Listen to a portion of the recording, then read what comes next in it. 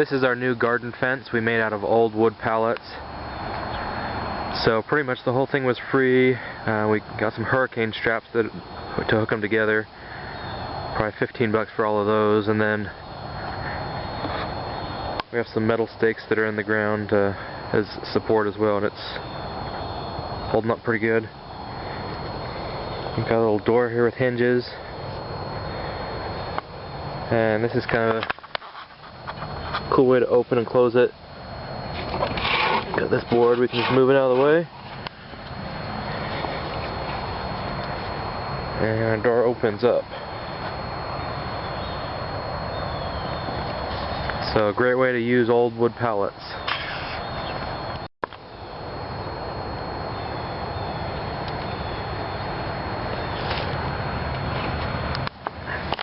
And to close it, we just move that board over, and it's secure. We've also used old pallets to surround the sandbox. Chancho used to always climb in here and dig out all the sand. It would get down to bare dirt. So we filled it back up, and now he can't get in at all. And this is just pallets all the way around.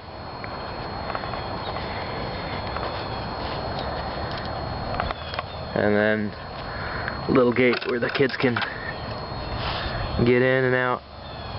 So that works great. Here's all the chickens we have right now.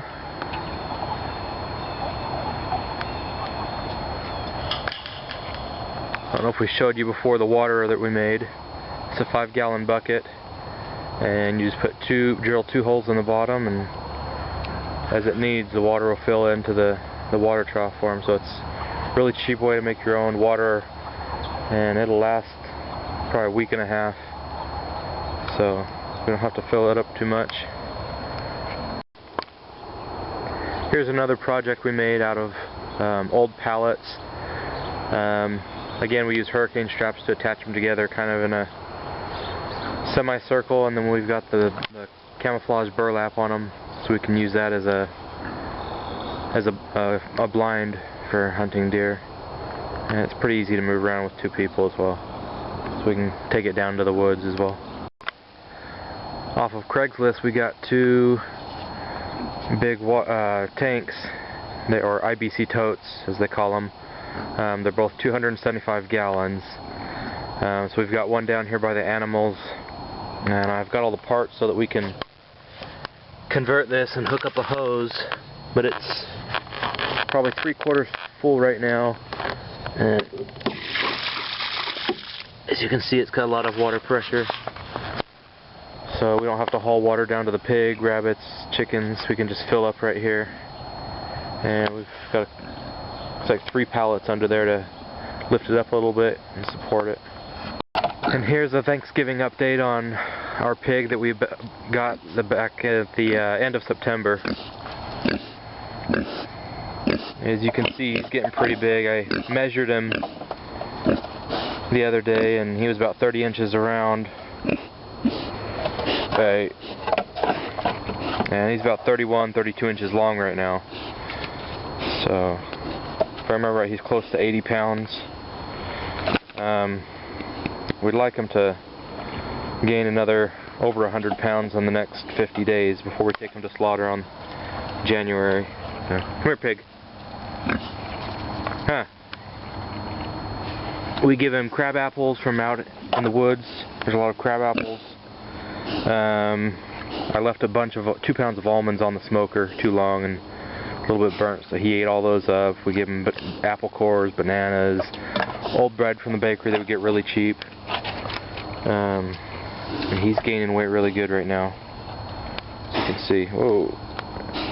What are you sniffing? What are you sniffing, pig? Huh?